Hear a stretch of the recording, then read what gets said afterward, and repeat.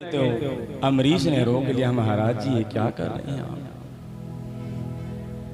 आप संत हैं, सदगुरु हैं। अरे अमरीश, हमको पहले आप इस सुदर्शन चक्कर से बचाओ। राजा अमरीश ने हाथ में संकल्प किया कि आज दिन तक जितने भी पुण्य कर्म किए हैं वो सब सुदर्शन चक्र के लिए समर्पित करता हूं। आप शांत हो जाइए। सुदर्शन जी महाराज शांत हो गए हैं। दुर्वासा जी को भोजन कराया।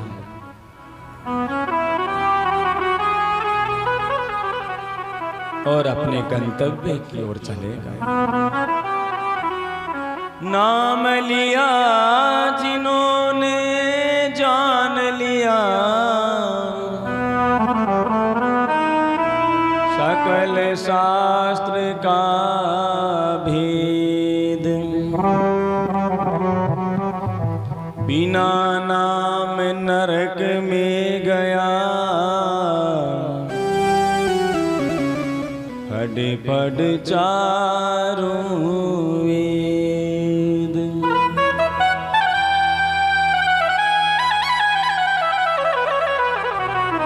भगवान के नाम की महिमा है।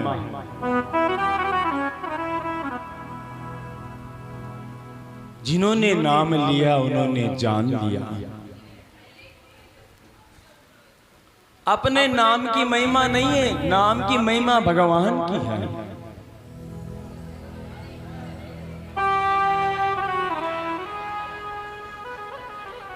मनु महाराज के पुत्र हुआ इक्वांशु।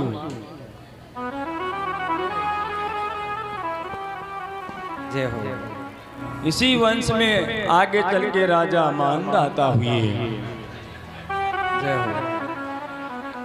आज तो भैया देखो शांति से बैठो, कथा चल रही है, आवाज ना करें। और आज तो पिट रही है जब वो कुर्सी ने तोड़ रही है तो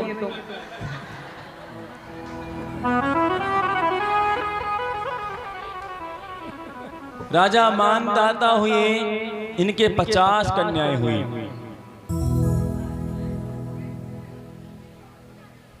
एक सोबरी नाम के ऋषि थे।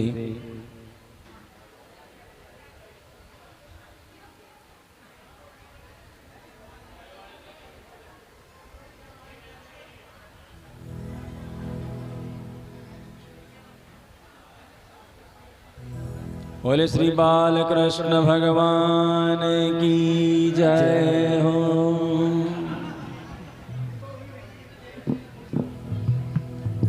सोबरी ऋषि थे, वो यमुना के अंदर जल में तपस्या करते थे।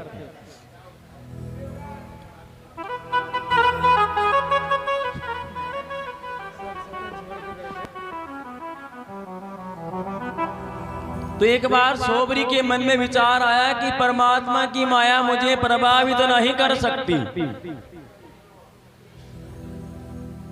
अहंकार हो गया। और ठाकुर जी महाराज अहंकार को सबसे पहले भक्षण करते हैं। अहंकार किसी का नहीं रहने देते हैं। सबसे पहले नंबर अहंकार का ही आता है। ठाकुर जी ने माया की रचना करी।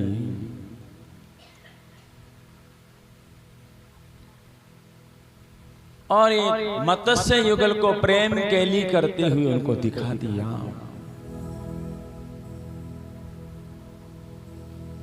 जैसे सोबरी ऋषि ने मत्स्य युगल को प्रेम करते हुए देखा तो उनके मन में भी वैसा ही सुख भोगने की इच्छा उत्पन्न हो गई।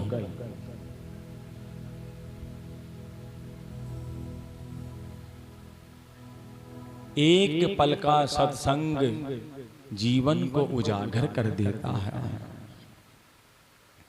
और एक पल का कुसंग जीवन को कूड़ा करकट बना देता है। तात स्वर्ग अपवर्ग सुख धरिए तुला एक अंग, सुंदरकांड में कहा तुलसीदास जी महाराज ने, स्वर्ग और अपवर्ग, अपवर्ग यानी मोक्ष, स्वर्ग और मोक्ष को एक तुला में रख दो और सत्संग को एक तुला में रख दो, तब भी बराबर नहीं होंगे।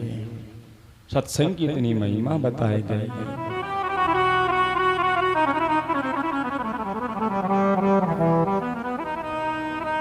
दुर्वासा जी ने तो एक बार देखा, हमारे आजकल समाज में कितने बार होते ऐसे काम। प्रत्येक आदमी व्यक्ति का दो सबके हाथ में मोबाइल है, टीवी है, टीवी खोलते ही ऐसे ऐसे दृश्य आते जिनको परिवार के साथ बैठ करके नहीं देख सकते।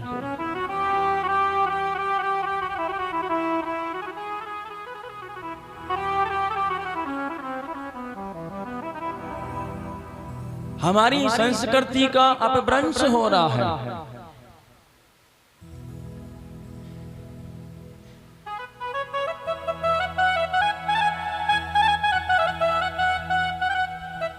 हम कहां जा रहे हैं पता नहीं है।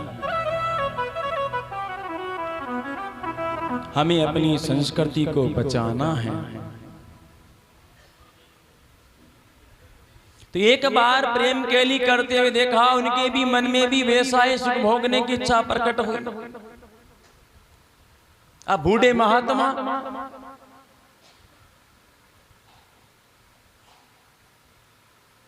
उनको कन्या कौन देवे? 85-90 साल का बूढ़ा, उसको कौन पिता अपनी कन्या देगा? वृद्धावस्था।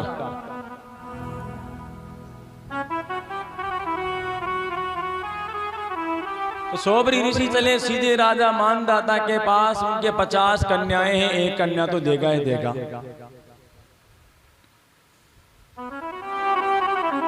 राजा ने महात्मा का आदर सत्कार किया, पूछा महात्मा जी कैसे पधारे? मेरे को शादी करनी है, तुम्हारी एक कन्या का दान कर दो मुझे। अब राजा हाँ करे तो भी मरे, ना करे तो भी मरे। अगर ना करता हूं तो श्राप दे देंगे। जात है स्पृहो नृपम विप कन्याम एकाम याचय सौप्य है गृहताम ब्रह्मन् कामम कन्या स्वयंवरी।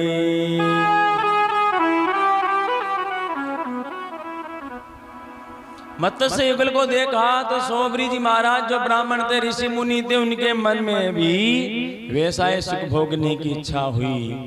तो राजा मानदाता से मांग लिया एक कन्या को।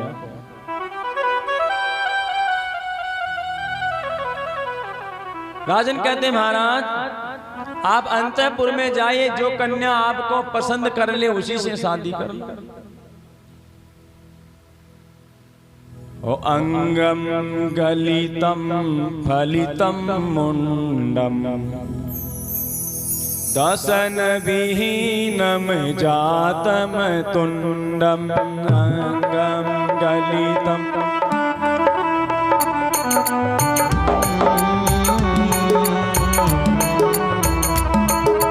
वृद्धो याति कृत्वा दंडम तदपि न मुञ्चति आशापिण्डम्।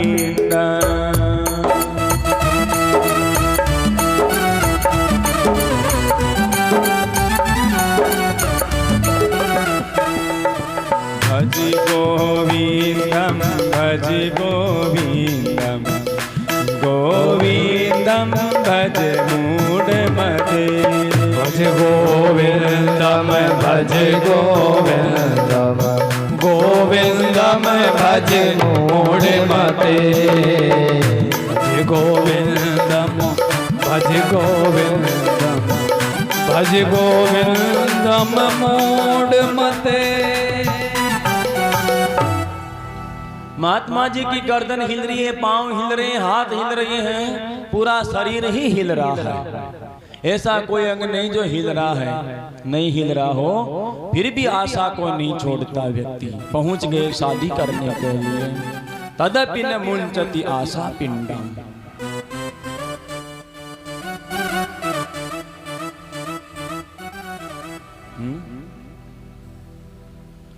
आशा कभी नहीं छोड़ता, कितना ही बूढ़ा हो जाए। आशा ही परमम दुखम, नैराश्य ही परमम सुखम।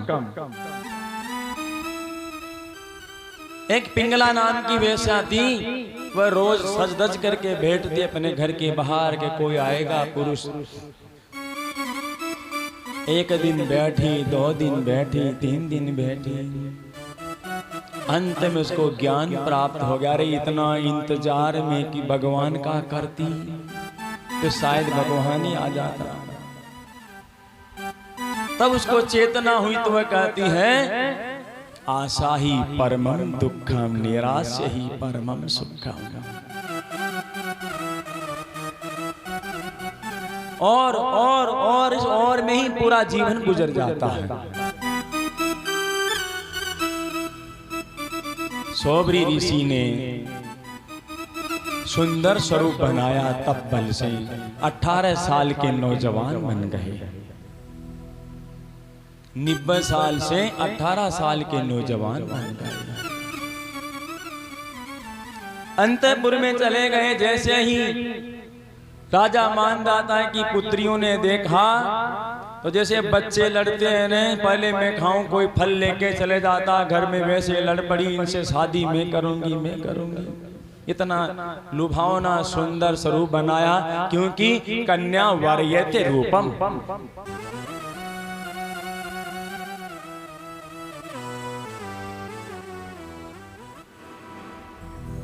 सोबरी ऋषि ने 50 ही कन्याओं के साथ शादी कर ली। लेने एक गए थे लेकिन 50 को ही लिया एक साथ। सोबरी ऋषि ने विवाह कर लिया, अपना जीवन विवाहित जीवन जीने लगे। अब एक दिन उनका विवेक जागृत हुआ, अरे मैंने ये क्या कर लिया, मैं तपस्वी था। अहो इमं पश्यत मे विनाशम। अरे मैं मेरा विनाश देख रहा हूं। अहो इमं मे पश्यत विनाशम, तपस्वीन् सचरित व्रतस्य।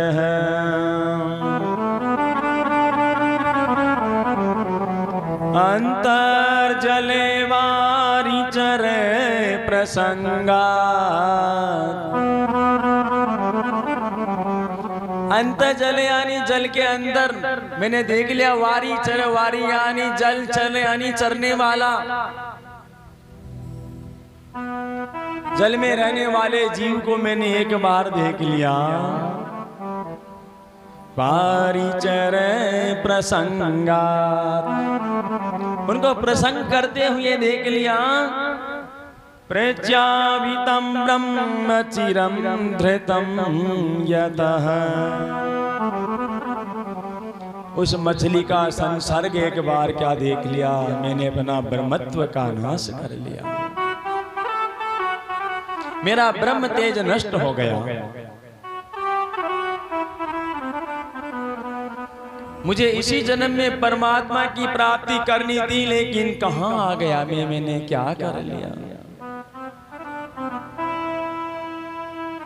तो जो व्यक्ति को भजन करना है, परमात्मा की प्राप्ति करनी है, उसका कभी भी कामी का साथ में नहीं रहना चाहिए। जो कामी होता है उसका संग नहीं करना चाहिए अगर परमात्मा का प्राप्ति करना है। काम सुख के भोक्ता का संग ही बड़ा पाप होता है।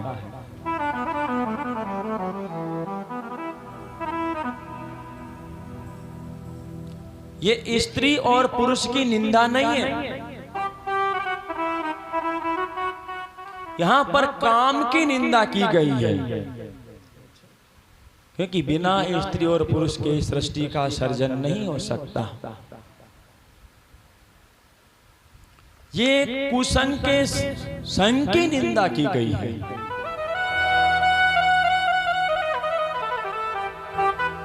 संगम त्यजेत मिथुन व्रतीनाम मोक्षो सर्वात्मनान विसृजेत बहिर इंद्रियाणि। वेद व्यास जी महाराज कहते हैं कि जिसको मोक्ष की प्राप्ति करनी है उस पुरुष को चाहिए कि वह भोगी प्राणियों का संग सर्वदा के लिए छोड़ देवे।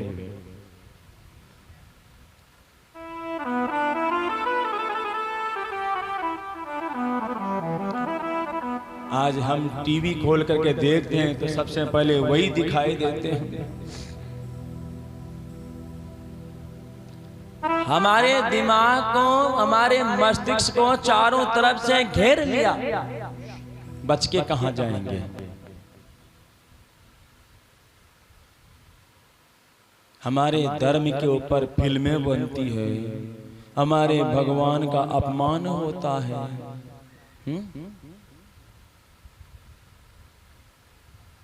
उस फिल्म में हमारे भगवान का ऐसा दृश्य दिखाया जाता जो वैसे हमारे भगवान है ही नहीं।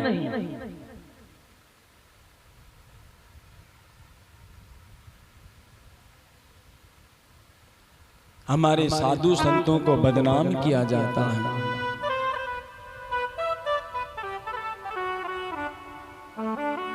जिन लोगों के साथ रह करके, जिन लोगों का संग करने से हम सुधर सकते हैं, उन्हीं को बदनाम किया जाता है।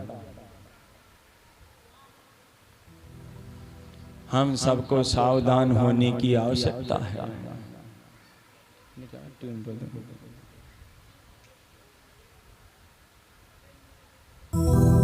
हम अगर सावधान नहीं रहे तो हमारी संतान कहीं की नहीं रहेगी।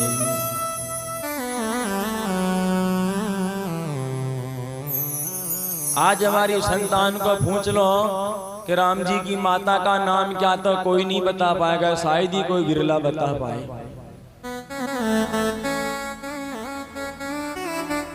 क्योंकि ऐसा संगी नहीं उसको।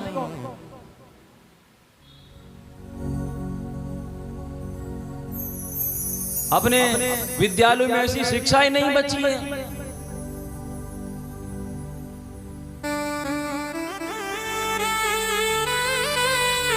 हमारी शिक्षा की नीति को ही बदल दिया गया है।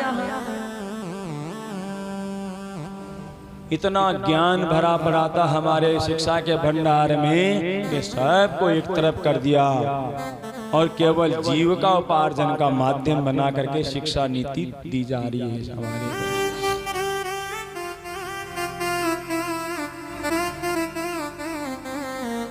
तभी तो आज की शिक्षा ऐसी है कि बेटा पिता के सामने खड़े होकर के आंख से आंख मिला करके बात करता है।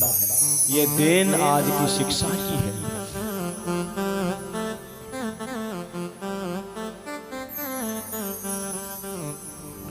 ऐसी शिक्षा है ही नहीं अपने पास। आज हमारे को अच्छी शिक्षा देने की जरूरत है अपने बच्चों को। अच्छा संग देने की जरूरत है। जब भी आप अपनी बेटी की शादी के लिए कोई लड़का देखने जाओ, उसका घर मत देखो। क्या देखो, क्या तलाश करो, इस लड़के के दोस्त कैसे हैं,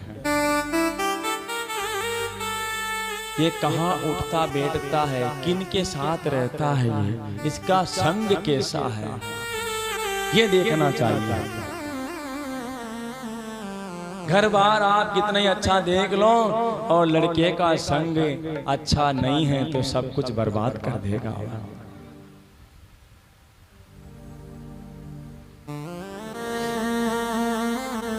एक पल का सत्संग जीवन को उजागर कर देता है। रचा है सृष्टि को जिस प्रभु ने, वही ये सृष्टि चला रहे हैं। जो पेड़ हमने लगाया पहले उसी का फल हम अब पा रहे हैं। रचाया सृष्टि को जिस प्रभु ने वही ये सृष्टि चला रहे हैं।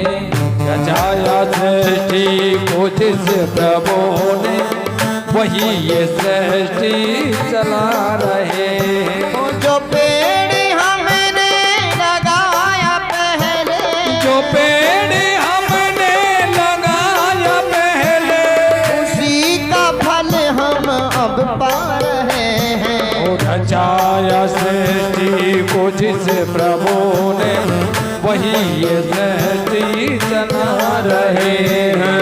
रचा है सृष्टि को जिस प्रभु ने वही ये सृष्टि चला रहे हैं। रचा है सृष्टि को जिस प्रभु ने वही ये सृष्टि चला रहे हैं।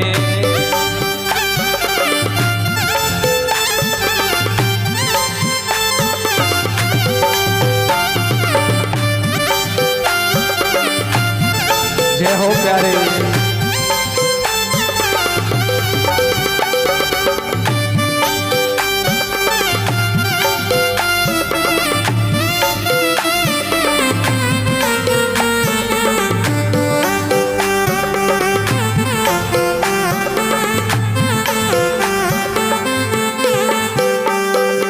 इसी धरा से शरीर पाए ओ इसी धरा से शरीर पाया।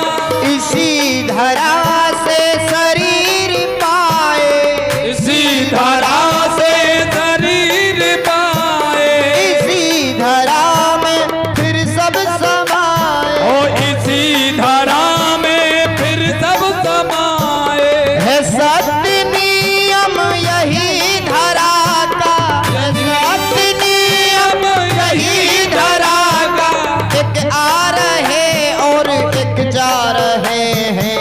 रचा है सृष्टि को जिस प्रभु ने वही ये सृष्टि रचा रहे हैं। और चाहे सृष्टि को जिस प्रभु ने वही ये सृष्टि चला रहे हैं। जो पेड़ हमने लगाया पहले जो पेड़ हमने लगाया पहले उसी का फल हम अब पा रहे हैं। सृष्टि को जिस प्रभु ने वही ये सृष्टि चला रहे हैं।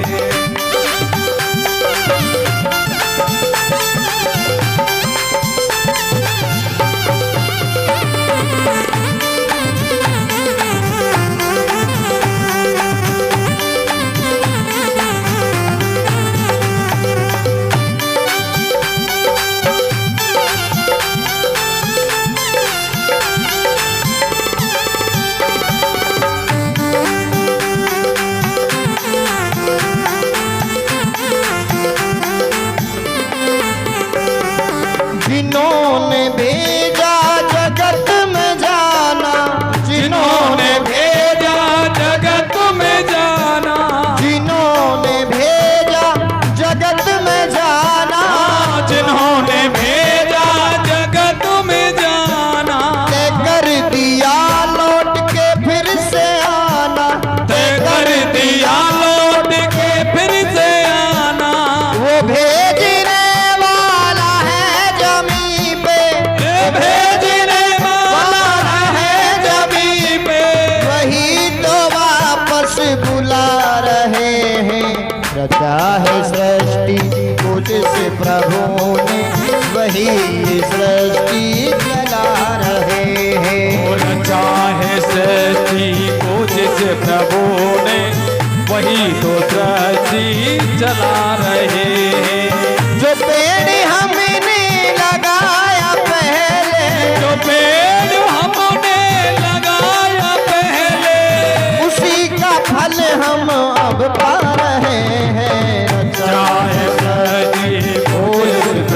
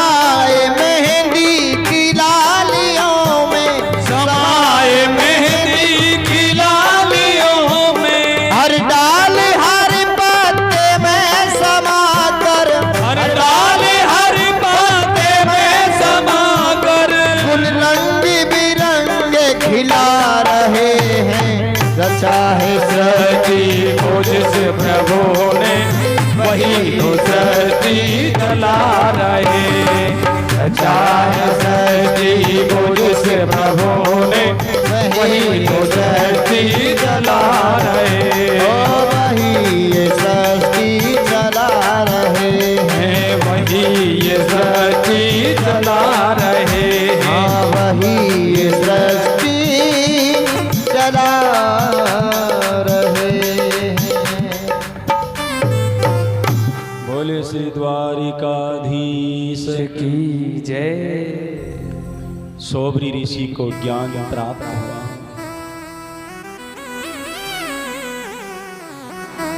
वापस परमात्मा के भजन में लीन हो गए। भोगान भुक्ता वयमेव भुक्ता तृष्णान जीर्णा वयमेव जीर्णा। हम भोगों को नहीं भोग रहे बल्कि भोग हमारे को भोग रहे हैं। हम सोचते हैं हम भोगों को भोग रहे, नहीं, गलत है। भोग हमारे को भोग रहे हैं। तृष्णान जीर्णा वयमेव जीर्णा। तृष्णा कभी बूढ़ी नहीं होती है बल्कि हम सब बूढ़े हो रहे हैं। तृष्णा तो बुढ़ापे में और ज्यादा जवान हो जाती है।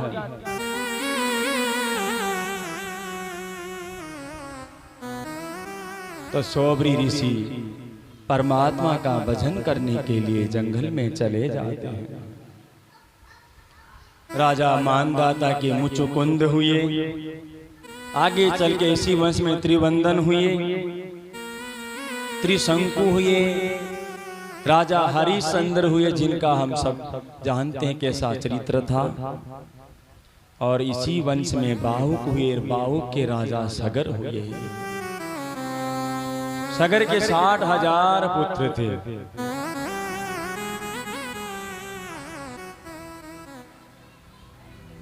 राजा सगर ने यज्ञ किया। देवराज इंद्र ने सगर के घोड़े को कपिल मुनि के आश्रम में बांध दिया। सगर के पुत्र कपिल मुनि के आश्रम में जाते हैं, मारो मारो पकड़ो कहते हैं। जैसे दृष्टि पड़ती है सब जल करके राख हो जाते हैं।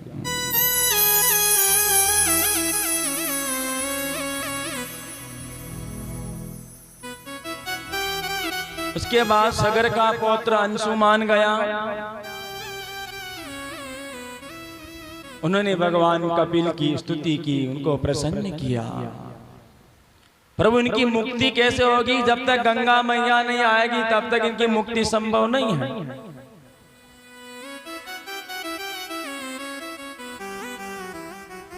अंशुमान तप करने के लिए निकला। अंशुमान ने तप किया। अंशुमान के दिलीप हुए, दिलीप जी महाराज ने तप किया। दिलीप के भगीरथ हुए। 3 पुरुषों का पुण्य इकट्ठा हुआ तब जाके गंगा मैया प्रकट हुई। अरे श्रीमद् भागवत भी गंगा है। श्रीमद् भागवत के लिए वेद व्यास जी महाराज क्या कहते हैं? जन्मांतरे भवेत पुण्यम तदा भागवतम लभे।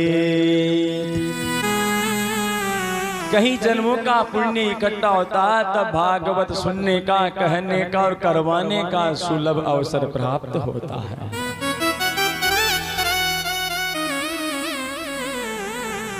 भगीरथ जी महाराज ने गंगा से प्रार्थना की, मैया नीचे की ओर आओ न।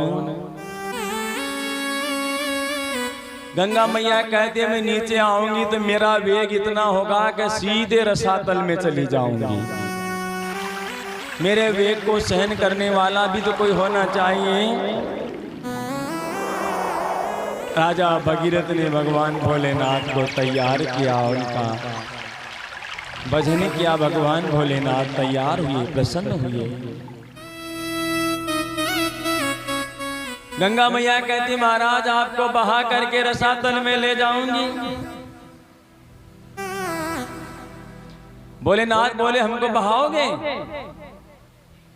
जैसे गंगा मैया आई, भोलेनाथ ने अपनी जटाएं फैलाई, जटा में ही गंगा मैया पस के रह गई, एक बूंद भी बाहर नहीं आई। खूब रास्ता ढूंढा लेकिन रास्ता ही नहीं मिला। भगीरथ जी महाराज कहते हैं प्रभु मेरे चाचाओं का, मेरे दादा परदादाओं का उद्धार करना है, आप छोड़िए। भोलेनाथ कहते इसको अहंकार था कि मेरे को बहा करके ले जाएगी। तब जाके एक जटा खोली, उसमें से गंगा जी नीचे आती है, खल खल खल खल करती हुई गंगा मैया आती है। और आगे आगे भगीरथ जी महाराज का रथ, पीछे पीछे गंगा मैया। रास्ते में जनहू ऋषि बैठे हुए थे, तप कर रहे थे। ऋषि से गंगा मैया कहते महाराज बाबा जी हट जाओ, बहा करके समुद्र में ले जाऊंगी। महात्मा कहते हमको बहाओगे? महात्मा ने दोनों हाथ नीचे जमीन पे लगा के गंगा को पीना शुरू किया। एक बूंद भी बाहर नहीं गई, सारी गंगा को पी गई महात्मा जी। हमको बहाएगी, समुद्र में ले जाएगी, इतना अहंकार। भगीरथ जी महाराज ने देखा पीछे पीछे गंगा मैया आ रही थी, दिखाई नहीं दे रही। रथ को वापस घुमाया, देखा तो बाबा जी पेट फुला के बैठे हुए हैं। महाराज गंगा मैया आ रही थी, देखा आई तो थी, लेकिन हमारे से बोला हमको बहा करके ले जाएगी, हम पी गए। अरे महाराज हमारे दादा परदादाओं का उद्धार करना छोड़िए। तो उनकी जंगा में चीरा लगाया, वहां से गंगा निकली थी, एक नाम उसका जाह्नवी पड़ गया। जनहू ऋषि से उत्पन्न हुई, इसलिए जाह्नवी नाम पड़ गया। फिर कपिल मुनि के आश्रम पर आती है, जो 60,000 पुत्रों की राख की ढेरी लगी थी, उसको बहा करके समुद्र में ले जाते, उनका उद्धार करते। बोले गंगा मैया की जय। आगे चलकर इसी वंश में खटवांग नाम के राजा हुए। देवताओं की ओर से जाना है कि उनका जीवन 2 घड़ी ही शेष बचा है, तो 2 घड़ी में ही परमात्मा का भजन किया और मोक्ष को प्राप्त कर लिया खटवांग जी ने।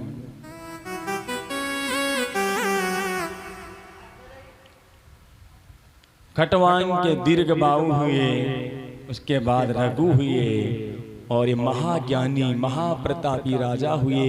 इन्हीं के नाम पर सूर्य वंश का नाम रघुवंश हो गया।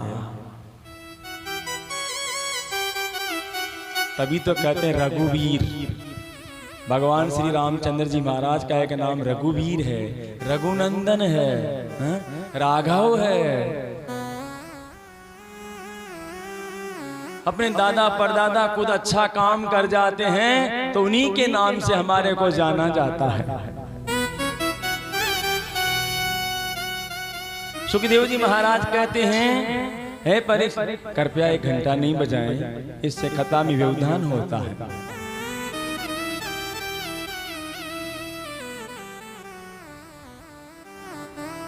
सुखदेव जी महाराज कहते हैं परीक्षित, खटवांग बाद दीर्घ बाहुस रघुस्तता प्रतुस्रवा अजस्ततो महाराज तस्माद् दशरथो अभवत्।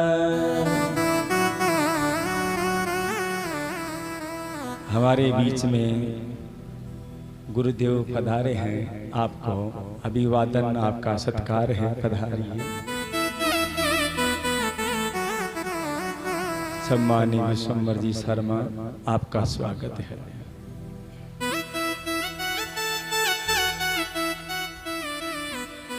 महाराज रघु के नाम से ही सूर्य वंश का नाम रघुवंश हुआ। रघु के अजूर अज के राजा महाराज दशरथ हुए।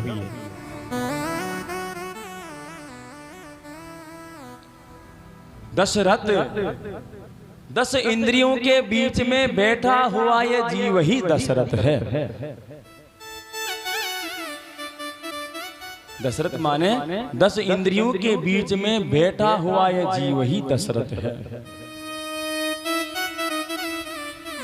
और राजा दशरथ के यहाँ मर्यादा पुरुषोत्तम भगवान श्री राम जी का अवतरण हुआ। अब आपको राम कथा सुनाइए, संक्षिप्त में राम कथा। राम कथा कैसी है? राम कथा शशि किरण समाना, संत चकोर करई जय पाना।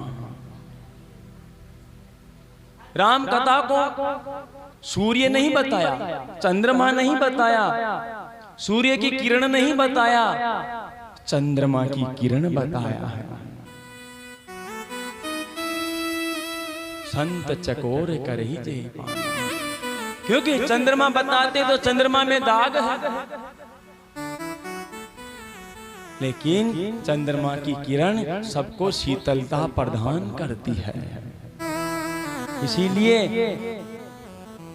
स्वामी तुलसीदास जी महाराज ने राम कथा को चंद्रमा की किरण के समान बताया, सबको शीतलता पहुंचाने वाली बताया। अयोध्या जिसको कोई भेद न सके वह अयोध्या।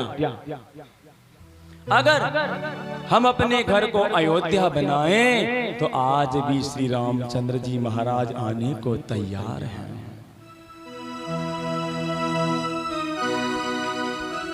लेकिन बनना चाहिए अयोध्या। 12 योजन लंबी चौड़ी थी अयोध्या नगरी। एक योजन में 4 कोस होता है। उस समय अयोध्या 48 कोस लंबी चौड़ी थी। जब राजा राम का जन्म हुआ, प्राकट्य हुआ, जब प्रभु का प्राकट्य हुआ, उस समय अयोध्या 48 कोस लंबी चौड़ी थी। वाल्मीकि रामायण में है ये, भागवत में नहीं है। और राजा दशरथ की उम्र 60,000 साल की थी। जब भगवान श्री रामचंद्र जी का प्राकट्य हुआ, उस समय राजा दशरथ की उम्र 60,000 साल वर्ष की थी। वाल्मीकि रामायण में है ये सब चीजें।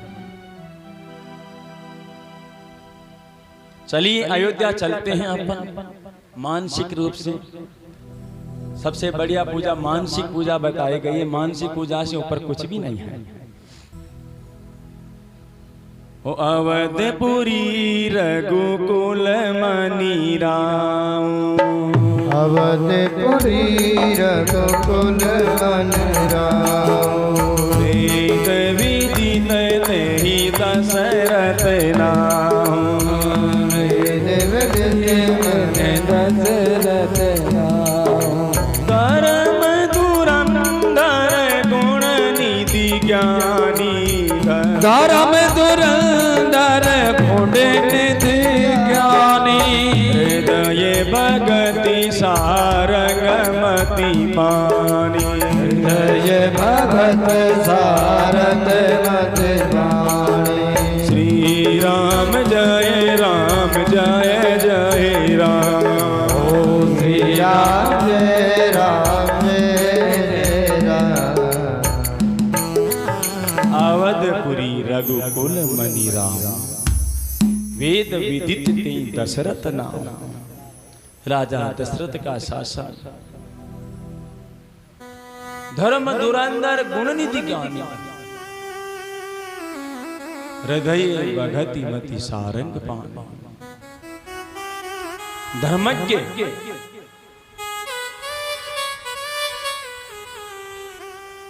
और उनके हृदय में भगवान शिव की भक्ति है।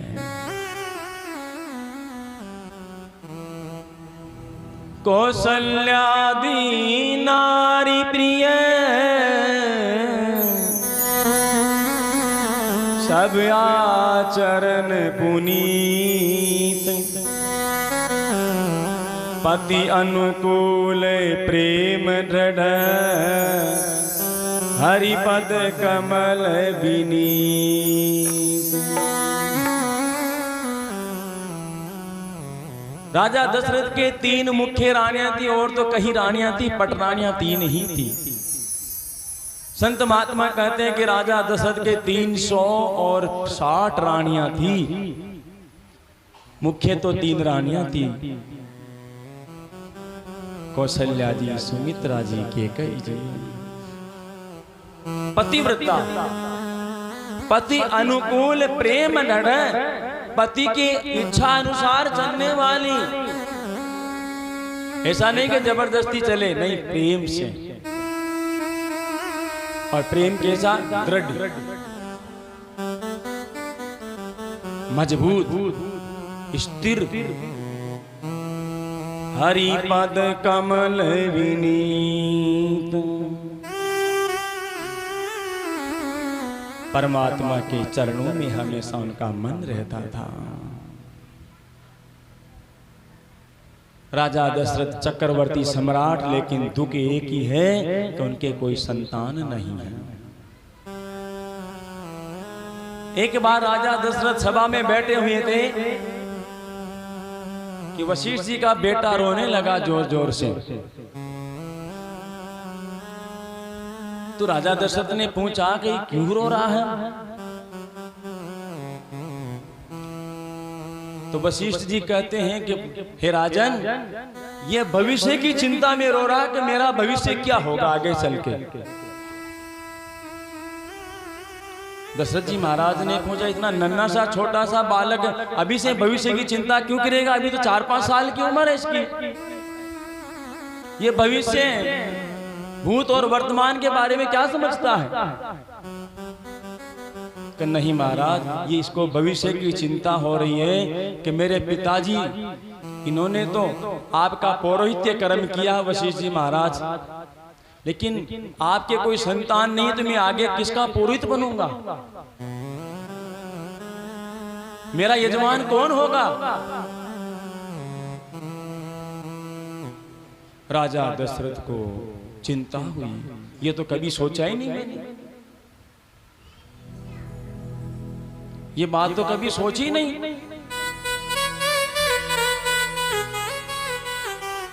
चिंता हो गई।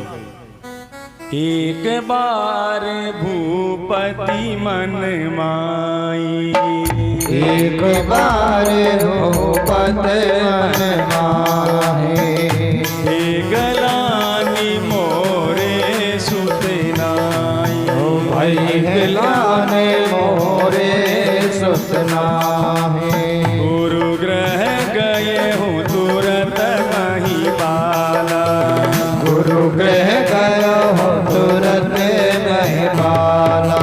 चरण लागी करी विनय विशाला, चरण लाग कर विनय विशाला। निज सुख दुख सब गुरहि सुनाया, निज सुख दुख सब गुरु ही सुनाए। कही वशिष्ठ बहुविधि समुझाया, कहे वशिष्ठ बहुविधि समझाए।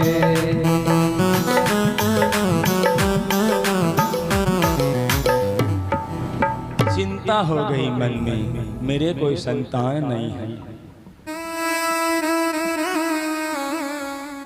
सीधे कहां गए? गुरु के पास। जब भी जीवन में कोई समस्या हो, कोई विपत्ति हो, कोई दुख का प्रसंग आ जाए,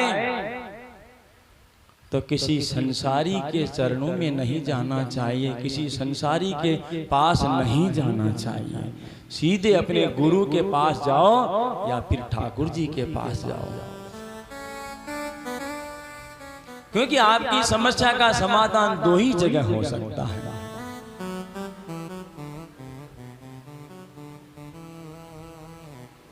चरण लागी करी विनय विशाला, चरणों में गिर पड़े, विनती करी, क्या प्रभु मेरे इस अद्भुत रघुवंश का अंत मेरे से ही हो जाएगा? क्या मेरी अवध की गद्दी को कोई वारिस नहीं मिलेगा?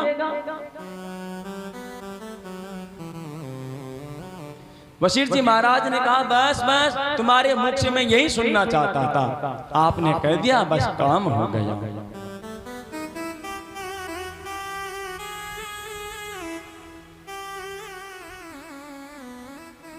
धरहु तीर होवई सुत चारी, धरहु तीर होवै सुत चारी, त्रिभुवन विदित भगत मयहारी, त्रिभुवन विविध भगत मयहारी।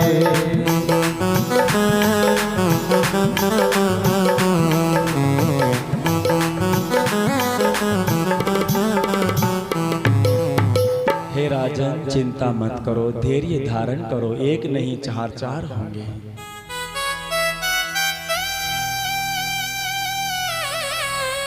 मेरा तो दीपक बुझ गया, तेरा भी बुझ जाएगा,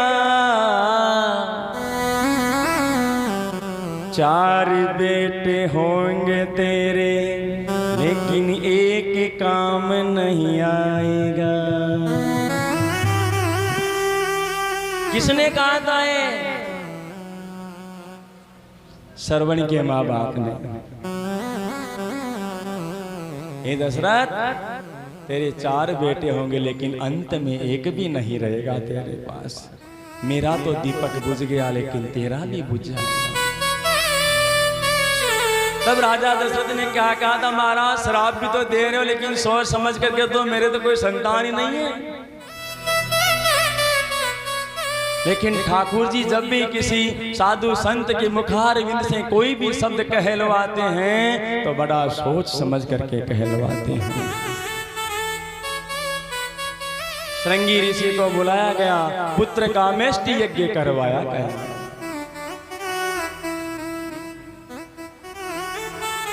जोग लगन ग्रहवार तिथि, सकल भये अनुकूल,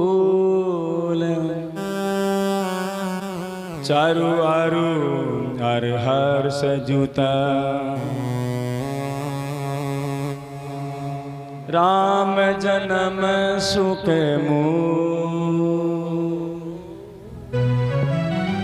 ग्रह लगन योग वार तिथि सब अनुकूल हो गए। जब परमात्मा आते हैं तो अपने आप ही अनुकूल हो जाते हैं, जो प्रतिकूल हो वो भी अनुकूल हो जाता है।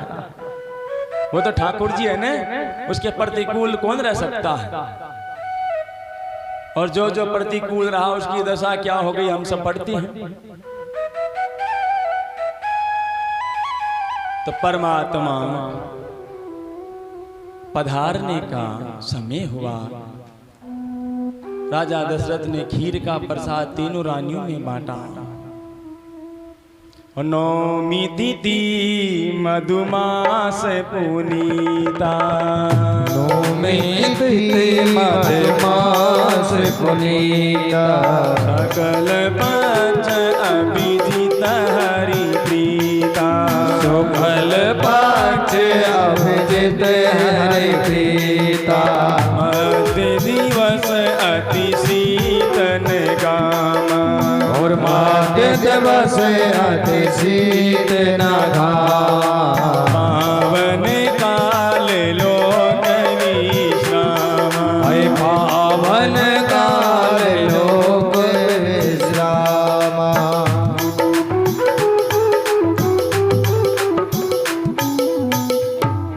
मधुमास यानी चैत्र का महीना। नौमी तिथि, नौमी तिथि रिक्ता तिथि मानी जाती है। चतुर्थी, नौमी और चतुर्दशी ये रिक्ता तिथि मानी जाती है। और नौमी का अर्थ होता है नमन करना। किसको? उस तिथि को जिसमें हमारे ठाकुर जी ने अवतार लिया है, उस तिथि को नमन करते हैं। जो रिक्ता तिथि मानी जाती थी, ठाकुर जी ने उसको ऐसा भरा कि प्रत्येक वर्ष उसको हर्षोल्लास से मनाया जाता है, जिसको श्री राम नवमी कहते हैं। वो तिथि मंगलमय हो गई। संतों को आनंद हुआ, भक्तों को आनंद हुआ। दोपहर का समय अभिजीत मुहूर्त, लोगों का विश्राम करने का समय, न गर्मी है न सर्दी है। देवता लोग आए, वंदना करी। कौशल्या माता के सम्मुख प्रकट होते हैं 4 हाथ वाले। मैया कहती रे 4 हाथ वाला नहीं, 2 हाथ वाला है चाहिए। रोदन ठाना रो मत प्रभु। हाँ, क्या क्या लीला करनी पड़ती, इसको रोने की क्या आवश्यकता है।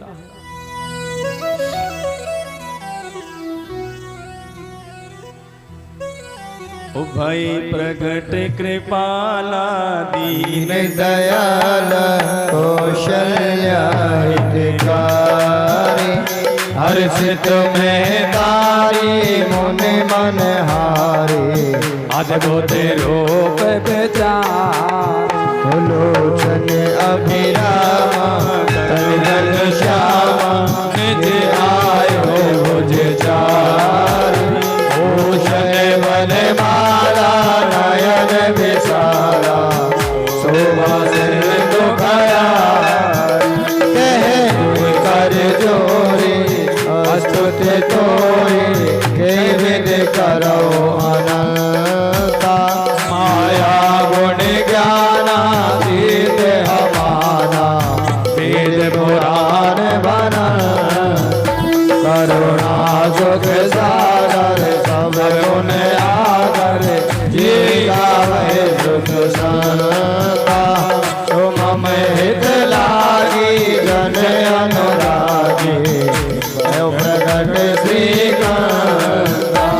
ब्रह्मांड निकाया निर्मित माया, रोम रोम पृथ्वी कहे।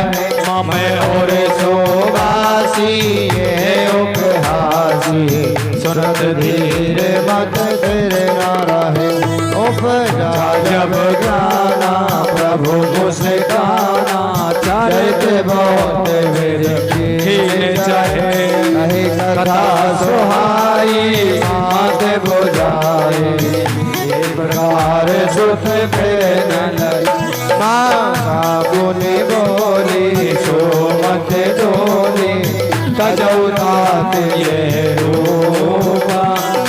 जैसे सुलीला ते प्रिय शीला, ये सुख द्वारा में अनूपा। सुनि वचन सुदाना रोदन ठाना, होय बालक सुर भूपा। ये चरित जे गावै हरि पद पावै, तीन परय भव भूपा। सुर संग लीन मनुज अवतार। निज इच्छा निर्मित माया गुण गोपाल। सिया बल रामचंद्र जी की जय। बोले श्री रामचंद्र भगवान की जय। श्री राम रामेश्वर धाम की जय। विप्रदेन सुर संत हित लीन मनुज अवतार। निज इच्छा निर्मित तनु माया गुण गोपाल। खुद की इच्छा से निर्मित कोई बनाता नहीं, उसको स्वयं बनता है। इनका नामकरण संस्कार किया गया। राम लक्ष्मण भरत शत्रुघ्न नाम रखा गया इनका। धीरे धीरे बड़े होते हैं मेरे प्रभु।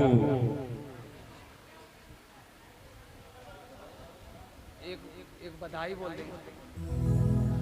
अयोध्या में उत्सव मनाया गया, बधाइयां बांटी गई।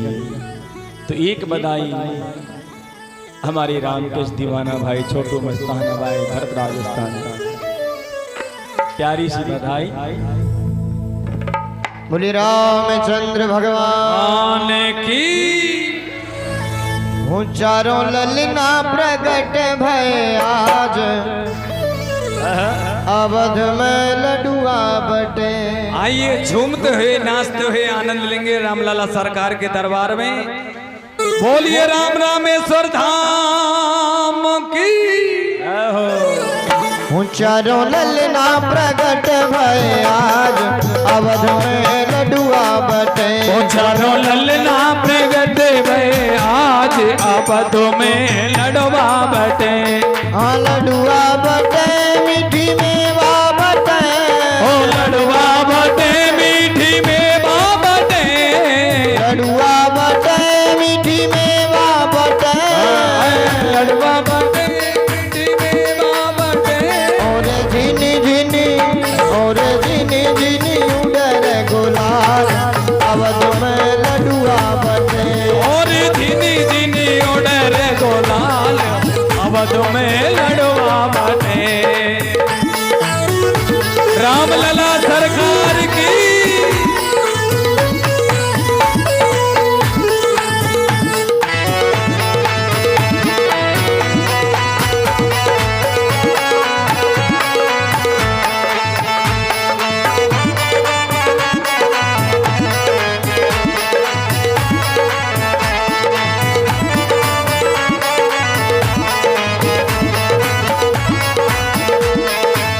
बंधन बारी बंधाओ मेरी बहना।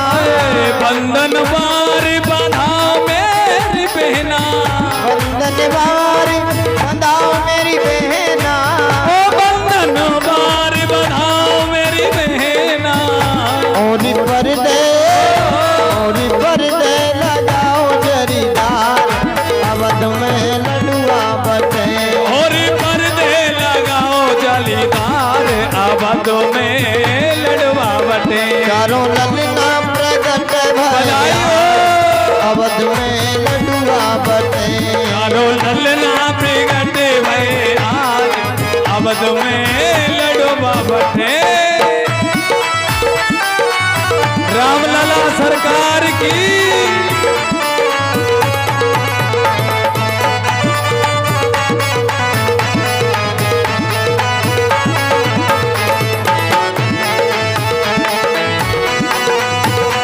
जय हो।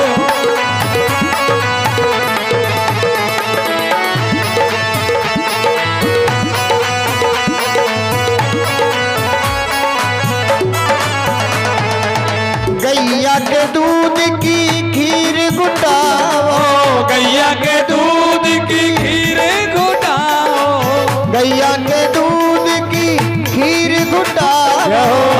गैया के दूध की खीर घुटाओ। और ब्राह्मण जिमावो अपार अवध में लडुआ बटे। और ब्राह्मण जिमाओ अपार अवध में लडुआ बटे। चारों ललना प्रगट भय आज अवध में लडुआ बटे। चारों ललना प्रगट भय आज अवध में लडुआ बटे। बधाई हो रामलला की।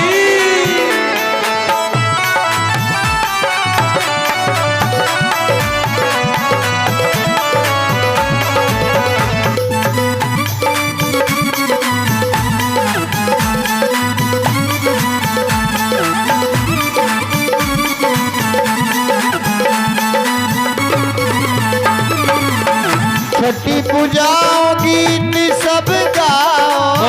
छठी पूजा गीत सब गाओ। ए छठी पूजाओ गीत सब गाओ। छठी पूजा गीत सब गाओ। और मोहरों की कर दो उछाल अवध में लडुआ बटे। और मोहरों की कर दो पोछार अवध में लडुआ बटे। चारों ललना प्रगट भय आज अवध में लडुआ बटे। चारों ललना प्रगट भय आज अवध में लडुआ बटे। बधाई हो।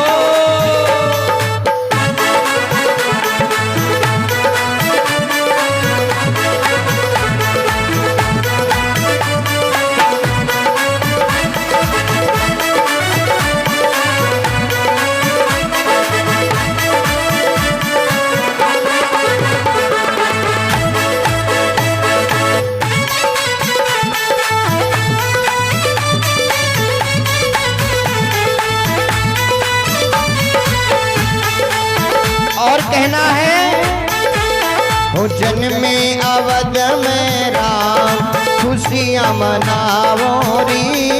जन्मे अवध में राम के खुशियाँ मनावो री। हो जन्मे अवध में राम हो मंगल गावो री। जन्मे अवध में राम के मंगल गावो री। अरे मंगल गाओ खुशियाँ मनाओ, मंगल गाओ खुशियाँ मनाओ। अरे तो सबको ये पैगाम खुशियाँ मनाओ री। जन्मे अवध में राम के मंगल गाओ री। जन्मे अवध में राम राम जय जय।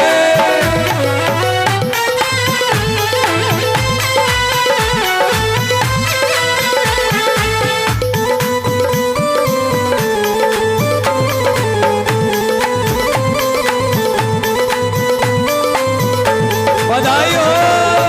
राम लला के दर्शन कर लो, राम लला के दर्शन कर लो।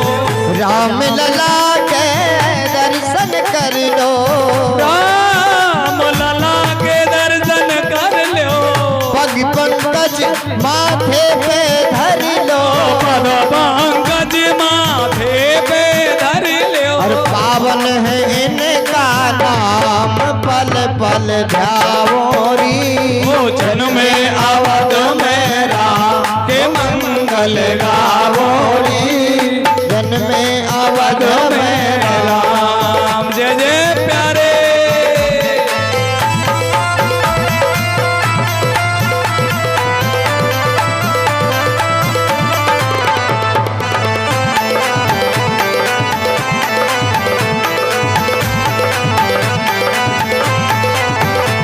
बधाई हो।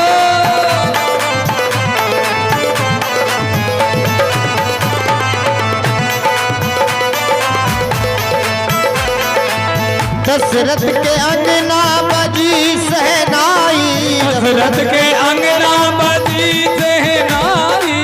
दुल्हन के जैसी अयोध्या सजाई, दुल्हन के जैसे अयोध्या सजाई। हर खुशियों की है ये शाम हो दीप जलावो री। जन्मे अवध में राम के खुशियाँ मनाओ जी। हो जन्मे अवध में राम खुशियाँ मनाओ जी। जन्मे अवध में राम के खुशियाँ मनाओ जी। जन्मे अवध में राम। और देखो सभी सीधे सीधे हाथ खड़े करें, एक बार जोरदारी से ताली बजाएंगे और कहेंगे, हम कहेंगे अवध घर आनंद भयो तुम कीजो जय राजा राम की।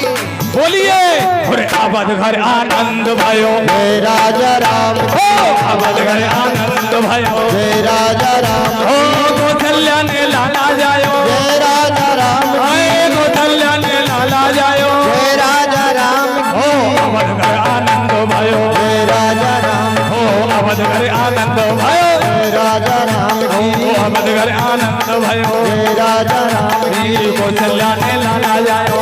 राजा राम हो कौशल्या ने लाया जायो। जय राजा राम अवध घर आनंद भयो। जय राजा राम अवध घर आनंद भयो। जय राजा राम हो कौशल्या ने लाला जायो। जय राजा राम जय राजा राम की बोलिए रामचंद्र भगवान की जय हो। राम रामेश्वर धाम की जय हो। जय जय श्री राधे। बधाई हो बधाई हो।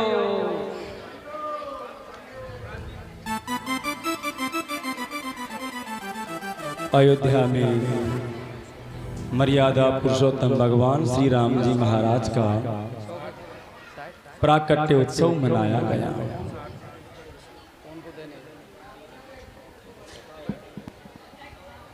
धीरे धीरे मेरे प्रभु राम चारों भाइयों से बड़े होने लगे।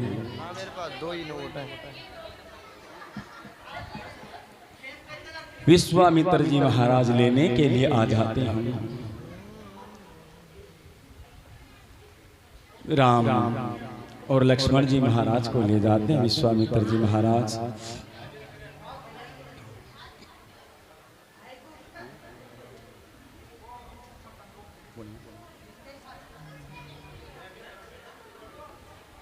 अच्छा, कल गोवर्धन पूजा होगी और उस गोवर्धन पूजा में 56 प्रकार के व्यंजनों का भोग लगाया जाएगा और सभी 56 भोग की तैयारी हमारे शालीमार बाग विकास समिति के सम्माननीय सचिव साहब श्री आरसी अग्रवाल जी की तरफ से किया गया है। धन्यवाद, आप सबको बहुत बहुत बधाई है। आप सभी लोग कल अधिक से अधिक संख्या में पधारें और गिरिराज महाराज की प्रसादी का ग्रहण करें। बोले श्री रामचंद्र भगवान की जय। विश्वामित्र जी महाराज के साथ गए दोनों भाई ताड़क वन में ताड़का मारी।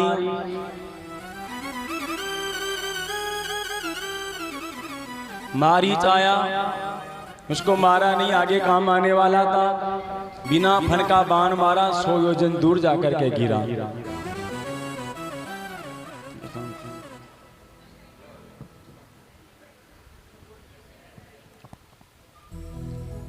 गौतम नारी का उद्धार किया। आगे चले सीधे जनकपुर, जहां स्वयंवर हो रहा था। मात्र 2 अध्याय में राम कथा है, तो हमारे तुलसीदास जी महाराज ने 2 चौपाई में कृष्ण कथा को निपेट दिया।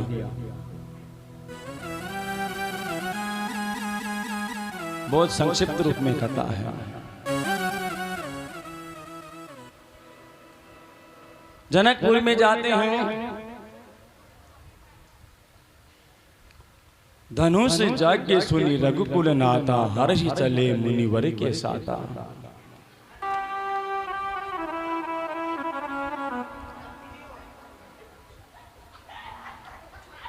भगवान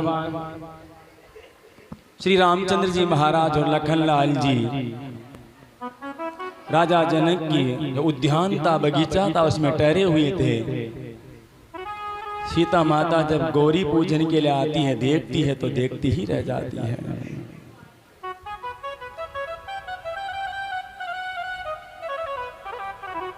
अवध में किसी को पता ही नहीं है कि जनकपुर में पधार गए हैं प्रभु स्वयंवर में,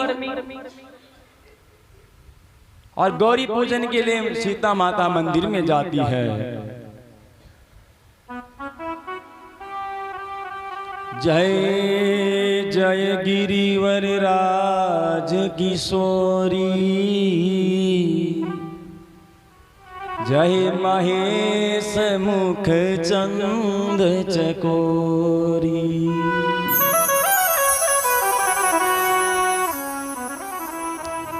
पूजन किया माता का। माता के यहाँ से पुष्प गिरता है, कामना पूर्ण होती है। भगवान श्री राम जी महाराज को भी विश्वामित्र जी जहाँ स्वयंवर हो रहा था, धनुष यज्ञ हो रहा था, वहां ले जाते हैं। बड़े बड़े राजा महाराजा पधारे हैं। उन सुकुमार बालकों को देखते हैं नगरवासी तो कहते हैं अपनी सीता के लायक तो यही है। जो भी जनकपुर की माता बहनें देखती हैं, मन में सोचती है ऐसा पति हमको भी मिलता। तो मर्यादा पुरुषोत्तम श्री राम जी महाराज मन में कहते हैं, इस समय में मर्यादा पुरुषोत्तम हो, जब कृष्णा अवतार हो, आप सब गोपियां बन करके आना, आपकी मन की इच्छा की पूर्ति अवश्य होगी। कृष्ण अवतार में ये गोपियां कोई जनकपुर की थी, कोई कहाँ की थी, कोई कहाँ की थी, एक जगह की थोड़ी थी। जंगल के ऋषि मुनि थे, वो भी गोपी बन करके आए थे, जो कई जन्मों तक तपस्या करी फिर भी परमात्मा का मिलन नहीं हुआ, तो ऋषि मुनि गोपी बन करके पधारे थे। गोदवीद रसम पिबती स गोपी।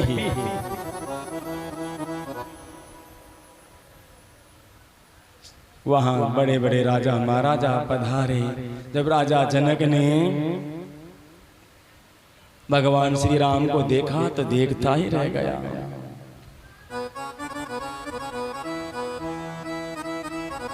साक्षात प्रभु पधार गए हैं। उस धनुष को उठाना तो दूर, कोई भी राजा हिला तक नहीं सका। तब राजा जनक ने कहा कि क्या पृथ्वी वीरों से खाली हो गई है? लखन लाल जी ने आंखें लाल लाल कर ली। महाराज सोच समझ करके बात करो। जिस सभा में रघुवंशी बैठे हो वहां ऐसी बात करना शोभास्पद नहीं है। आप कहें तो पृथ्वी को गेंद की तरह उठा करके समुद्र में फेंक दूं। विश्वामित्र जी महाराज कहते हैं ठहर जाओ, आपका नंबर नहीं है, अभी ठहरो।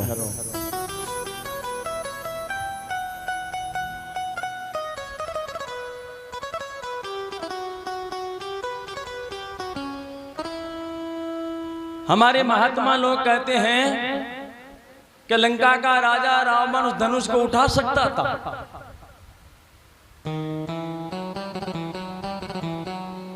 लेकिन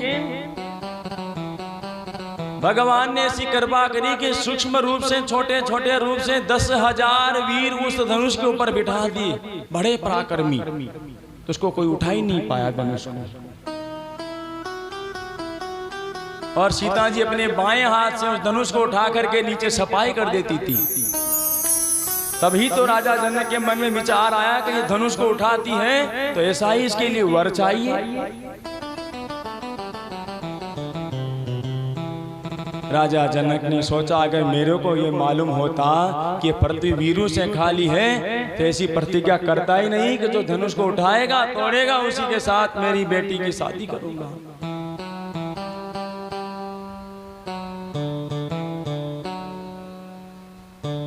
तब विश्वामित्र जी महाराज इशारा करते हैं, विश्वस्य मित्र स विश्वामित्र है। जो सारे संसार को अपना मित्र समझता है वह विश्वामित्र है। उठऊ राम भंजऊ भव चापा, उठहु राम भंजहु भव चापा, बेटहु तात जनक परितापा, मेटहु तात जनक परतापा, बेटहु तात जनक परितापा, मेटहु तात जनक परतापा।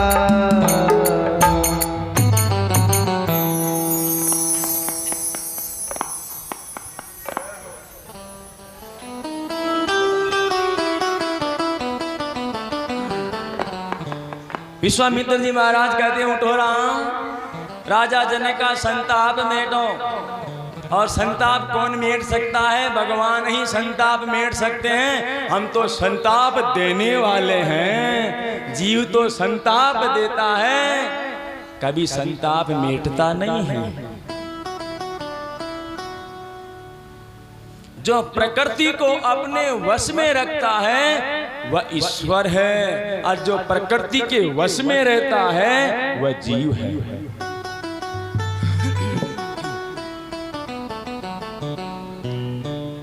प्रभु श्री राम जी महाराज ने विश्वामित्र जी के चरणों में नमन किया, उठे और सुखदेव जी महाराज कहते हैं, परीक्षित यो लोक वीर सम्मितो धनुरे समुग्रम, सीता स्वयंवर गृहे त्रिशतोपनीतम,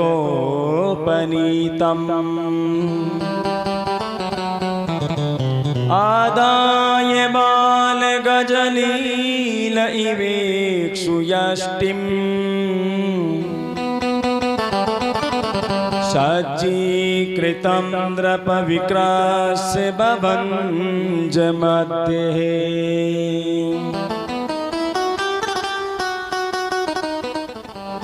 प्रभु राम उठे, जैसे हाथी गन्ने के खेत में जाता है, अपनी सूंड से चट चट करके गन्ने के खेत में गन्नों को तोड़ता है।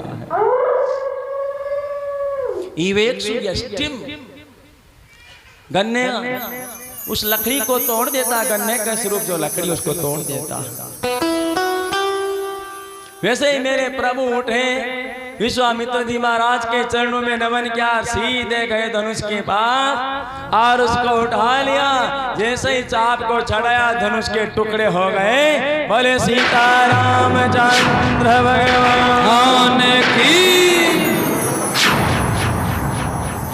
धनुष की जोरदार टंकार हुई। वो टंकार सीधे परशुराम जी महाराज के कान से जाकर के टकरा। परसा उठा लिया और चल दिए जनकपुर की ओर। इधर राजा जनक के यहाँ सीता माता आती है जयमाला लेकर के। वो थोड़ा सा झुक जाओ रघुबीर,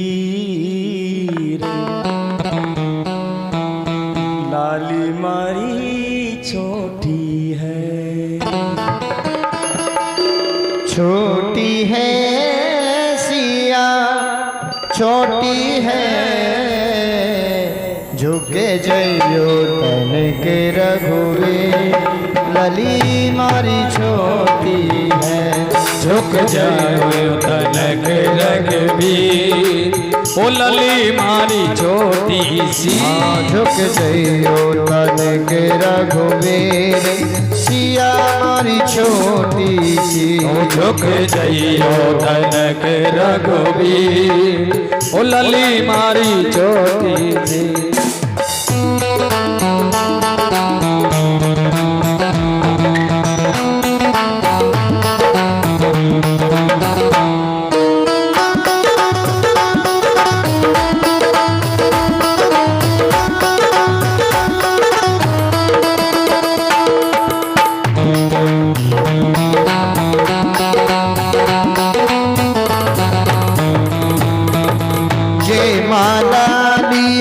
कब से खड़ी है, जयमाला लिए कब से खड़ी है।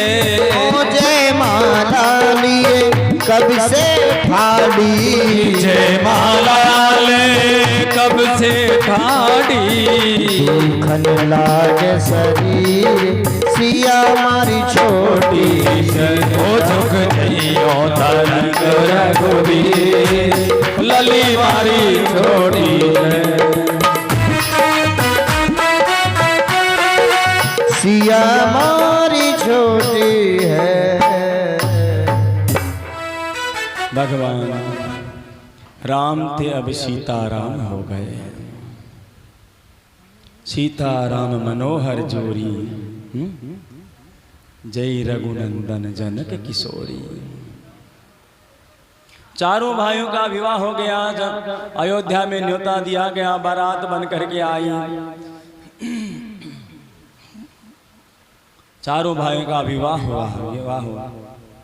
परशुराम जी महाराज पधारते हैं, संवाद होता है। परशुराम जी महाराज कहते हैं कि अवतार हो गया। अपना धनुष रख करके चले जाते हैं तप करने के लिए। राम जी महाराज पधारते हैं अयोध्या, स्वागत सत्कार होता है। एक दिन राजा दशरथ जी महाराज ने शीशे में देखा कि उनके बाल सफेद हो गए हैं। क्यों ने राम को राज तिलक कर दिया जाए। राज तिलक की तैयारियां हुई, घोषणा हो गई। मंत्रा ने कैसा चक्कर चलाया हम सब जानते। जहाँ राज तिलक होना था वह वनवास हो गया। वनवास में माता सीता को लंका का राजा चुरा करके ले जाता है।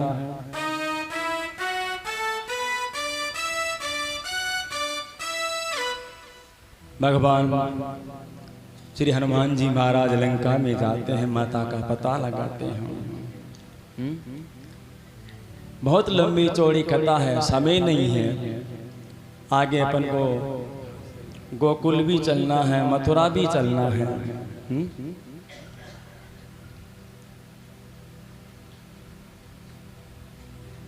राम और रावण के बीच युद्ध होता है, कहीं राक्षस उनका संगार होता है।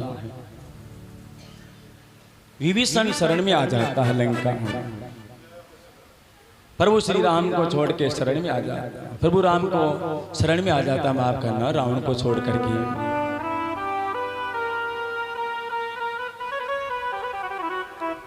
विभीषण को लंका का राजा घोषित कर दिया।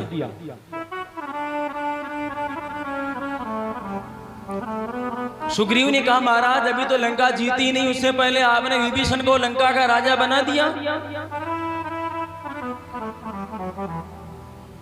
तो राम जी कहते हैं विभीषण जब भी मैं कुछ कहता हूं बड़ा सोच समझ के विचार करके बोलता हूं।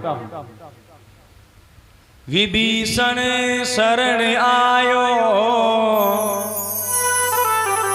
तो करो लंकाधीश, ये सुनी रावण शरण आए तो करहूं कौशलाधीश।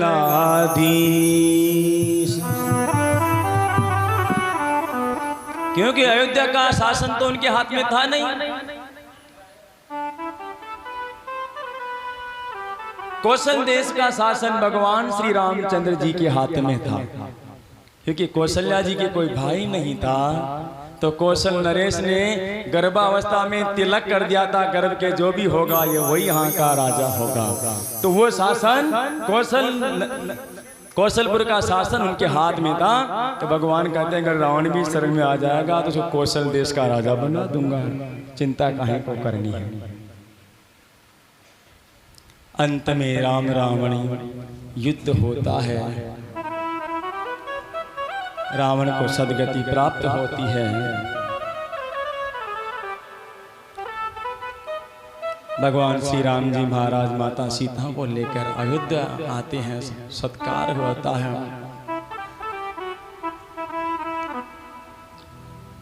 11,000 वर्ष तक शासन किया प्रभु ने। फिर अंत में अपने स्वधाम पधारते हैं। बोले श्री रामचंद्र भगवान की जय। आगे चल के